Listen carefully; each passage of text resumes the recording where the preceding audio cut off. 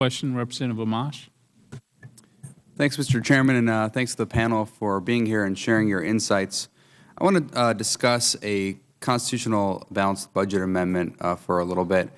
About a year and a half ago, there were votes in the House and the Senate on balanced budget amendments, or BBAs. There were two versions in the Senate. The Senate had 67 senators vote yes on at least one version. In the House, we came up about 23 votes short of the two-thirds necessary. States have balanced budget amendments in their Constitution, and they follow different fiscal rules. So I want to ask Dr. Johnson, you've had concerns about capping spending as a percentage of GDP. Could you elaborate on those concerns? Actually, I was expressing support for what Senator Gregg said, which is you should first decide what's the right level of spending as you look at over some decades, given the nature of your society, how you think the world is going to change, what threats you'll face, military and non-military threats, and what role you want government to play. And obviously, there's a very wide range of views about the role of government in this room. But that's the right place to start the discussion. If you can agree on that, and we've heard 19%, 21%, 22%, and I think I'm at 23, 24%. That's about the right spectrum for views. Once you've decided on that, then figure out how to fund that in a responsible way. And aiming for balancing the budget, I think is fine. I also agree with Senator Gregg. It gets in the way now, and the right way to operationalize the goal is think about debt relative to GDP. You'd object to putting into a balanced budget amendment a cap?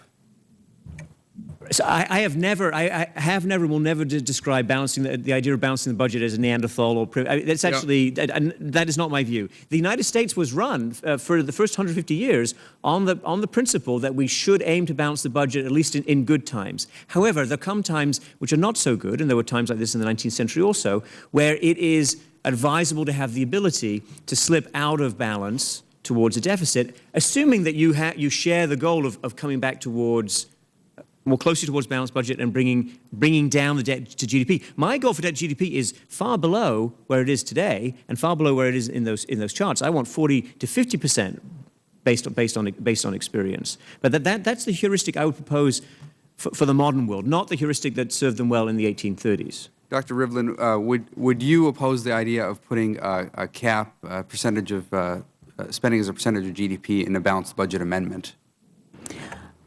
I think it's a diversion from the real problem, which is thinking about how do we control the cost of the entitlements so they're not rising faster than the economy is growing. That's hard, and we've got to do it.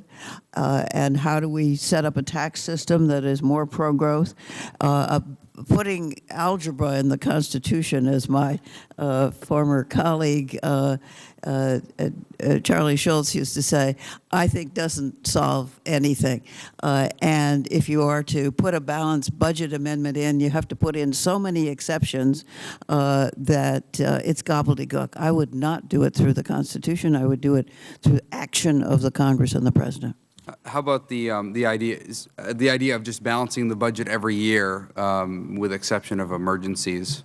Would you support that idea, or would you?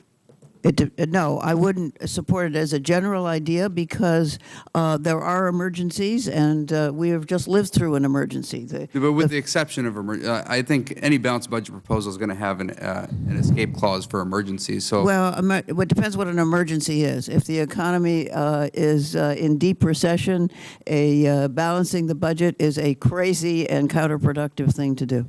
Would you be more likely to support a policy, say a constitutional amendment, that was counter-cyclical? Then you get into the writing algebra into the Constitution. I'm opposed to doing this through the Constitution. Do it through policy. Senator Gregg, in June 2011, you wrote that conservatives must not let advocacy for a balanced budget amendment be an excuse for avoiding votes on difficult but crucial reforms, and you've echoed that here. And I agree with that. Do you have any intrinsic objections, though, to a well-crafted, bipartisan and broad balanced budget amendment? No, I supported it numerous times. My point there was that there were a balanced budget amendment is going to take years to ratify, years. And it gives some people political cover to say, well, I'm for the balanced budget amendment, therefore I don't have to make this tough vote because I've already voted for the balanced budget amendment.